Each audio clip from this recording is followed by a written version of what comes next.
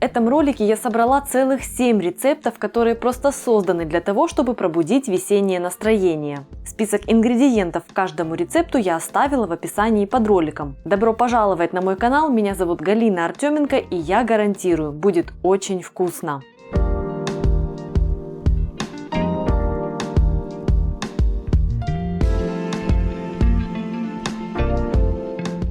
Первым на очереди у меня рецепт, который уже всем своим названием говорит «весна». Это будут спрингроллы с курицей. Куриное филе режу небольшими полосками толщиной около сантиметра. В принципе, сюда подойдет любое мясо, а не только куриное филе. Отправляю кусочки мяса в миску, солю и перчу его. Добавляю к курице крахмал и перемешиваю, чтобы все равномерно распределилось. В процессе обжарки крахмал будет стягивать мясные соки, создаст своеобразный внешний слой, и курочка останется очень нежной. Очищаю и натираю на мелкой терке корень имбиря. Если свежего нет, можно заменить сухим порошком по вкусу, но со свежим вкус получается более резвым. К имбирю добавляю пропущенный через пресс чеснок. Добавляю хлопья острого перца, всыпаю сахар. У меня кокосовый, но подойдет любой. Вливаю лимонный сок и перемешиваю. Вливаю соевый соус, заправка готова. Очень сильно разогреваю сковороду, вливаю ложку растительного масла и отправляю туда курочку. Готовлю, непрерывно помешивая, чтобы кусочки не склеивались и обжаривались со всех сторон. Нужно получить румяность. Когда мясо зарумянилось, вливаю в него заправку, выключаю огонь и интенсивно помешиваю, чтобы заправка разошлась, прогрелась и напитала курицу. Перекладываю мясо в глубокую миску, чтобы оно подостыло к тому моменту, когда я буду собирать спрингроллы.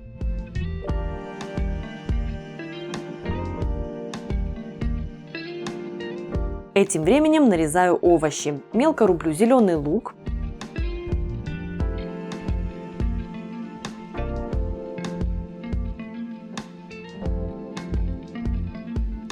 огурцы нарезаю тонкими кружочками и затем тоненькой соломкой.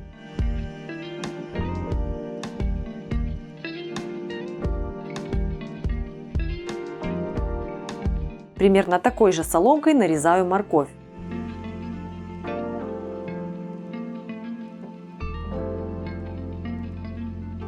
Молодую нежную капусту шинкую.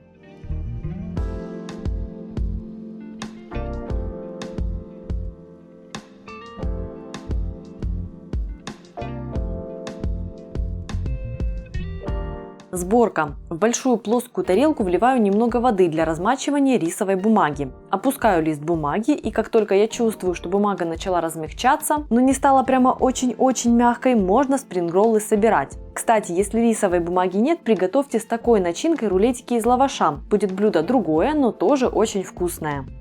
Итак, выкладываю рисовую бумагу на досточку и выкладываю всего понемногу. Немного огурца, немного моркови, зеленого лука, немного курицы, а также для сочности и пикантности соус от курицы, а сверху немного капусты. И сворачиваю в плотный рулетик. Нужно немного приловчиться, когда готовишь спрингроллы впервые, но пальцы быстро привыкают к текстуре бумаги, и все делается очень просто. Получается очень нарядно, благодаря прозрачности бумаги очень воздушно и так по-весеннему.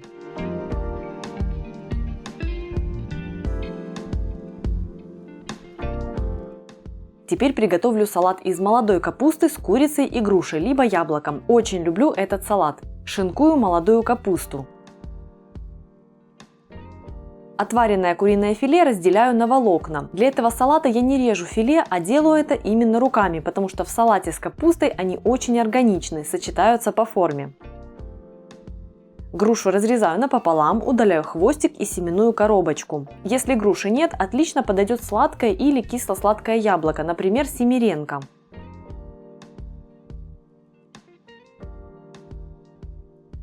Нарезаю грушу пластинами толщиной 3-4 мм, а затем соломкой. У груши сладкий вкус и нежная сочная мякоть. Сладость отлично сочетается с куриным мясом, а сочность подчеркнет сочность молодой капусты.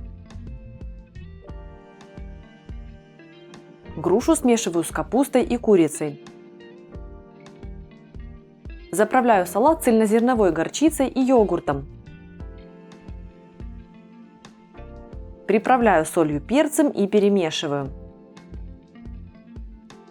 В начале смешивания может показаться, что заправки маловато, но в процессе смешивания капуста и груша дадут сок, и салат получится таким, как нужно.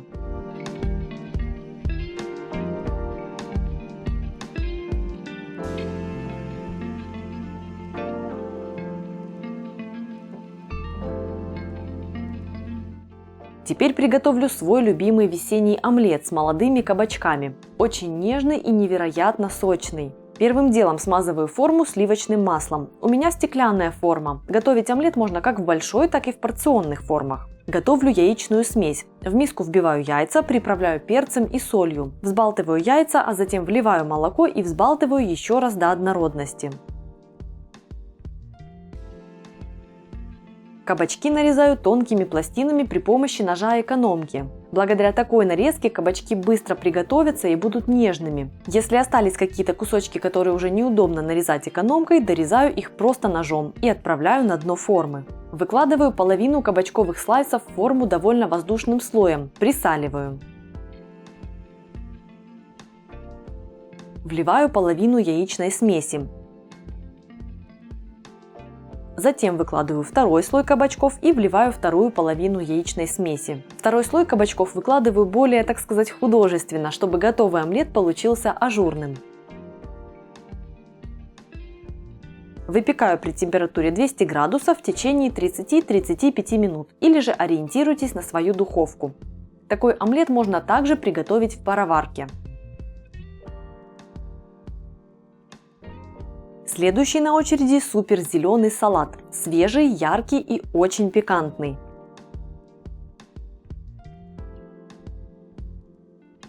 Первым делом бланширую горошек. Отправляю его прямо в замороженном виде в кипящую подсоленную воду, а когда вода закипит, откидываю на сито и обдаю холодной водой, чтобы сохранить яркий цвет. Готовлю заправку. Через пресс пропускаю чеснок. Кстати, на канале есть два больших видео с разными салатными заправками, целых 12 рецептов. Ссылки оставлю в описании. К чесноку отправляю сушеный укроп, порошок васаби, соль и перец. Кстати, укроп можно взять и свежий. Вливаю яблочный уксус. Можно взять также лимонный сок. Вливаю ароматнейшее нерафинированное оливковое масло и перемешиваю. Теперь нарезаю огурцы. Их я вымыла, обсушила, обрезала края, а затем разрезала на 4 части вдоль и порубила кусочками сантиметра по 1,5.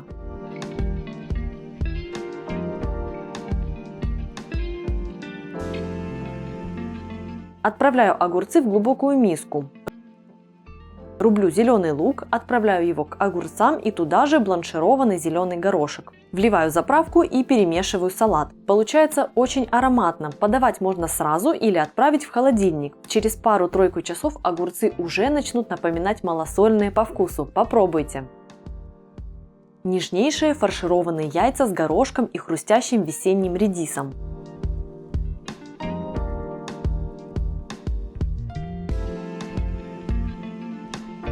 Я отварила яйца вкрутую и теперь очищаю их от скорлупы.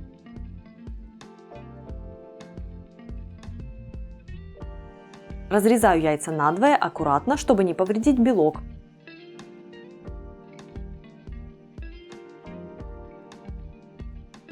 Желтки извлекаю в отдельную миску.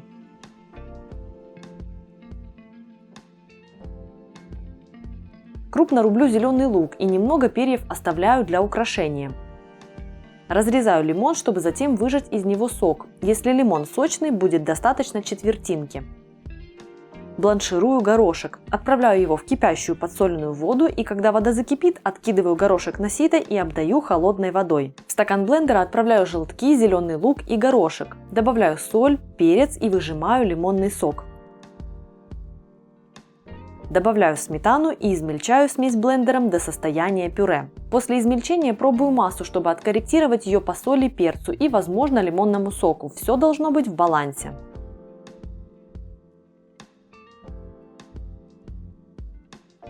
Получившуюся пасту я перекладываю в кондитерский мешок, с помощью которого и буду наполнять яйца. Если мешка нет, то просто используйте чайную ложку.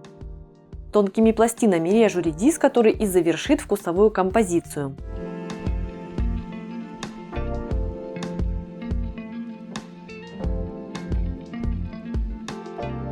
Наполняю яичные белки пастой из зеленого горошка и добавляю по 3-4 кружочка редиса.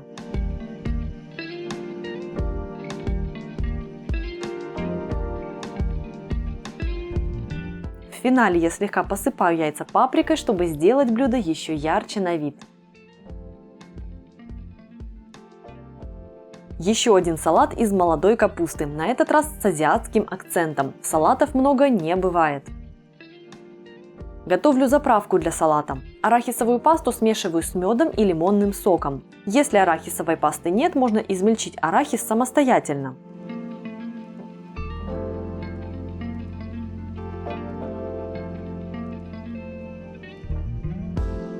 Вливаю растительное масло и рыбный соус. Если нет рыбного соуса, используйте соевый. Рыбный соус привносит соленость и усиливает остальные вкусы. Приправляю соус солью, перцем и добавляю остринки при помощи табаско. Можно просто взять красный молотый перец. Перемешиваю до полной однородности.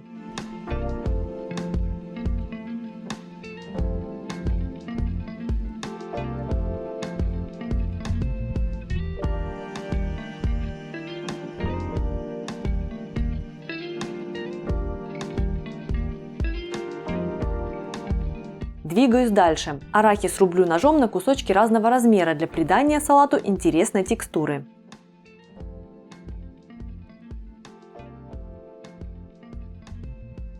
Шинкую капусту.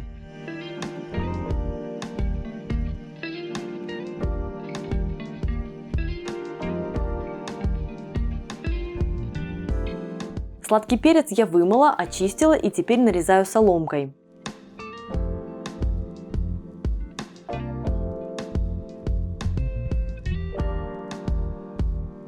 Морковь нарезаю тонкими пластинами, а затем рублю соломкой. Можно также натереть морковь на терке мандолина, как для корейской моркови. Рублю зеленый лук. В блюдо отправляю капусту, ее больше всего, это основа моего салата. К капусте отправляю морковь, сладкий перец и зеленый лук. Всыпаю половину рубленого арахиса и вливаю арахисовую заправку.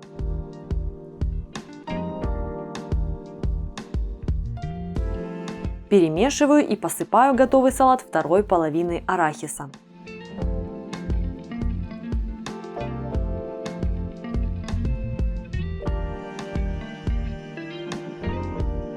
Зеленые несладкие сырники. Очень вкусно и невероятно по-весеннему. Зелень петрушки, укропа и лука я вымыла и обсушила, а теперь приступаю к нарезке. Для этого рецепта отлично подойдет подвявшая зелень, которая уже не такая резвая, но которая очень ароматная и выбрасывать которую совсем не хочется. Рублю довольно крупными кусочками, чтобы в готовых сырниках хорошо ощущалась текстура. По желанию порубить можно совсем мелко.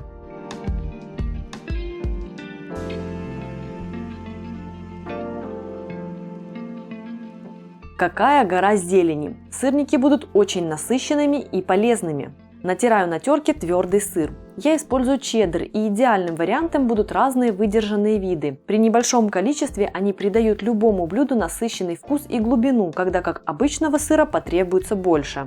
В глубокую миску отправляю творог, добавляю натертый сыр и нарубленную зелень. Добавляю яйцо, приправляю солью и перцем.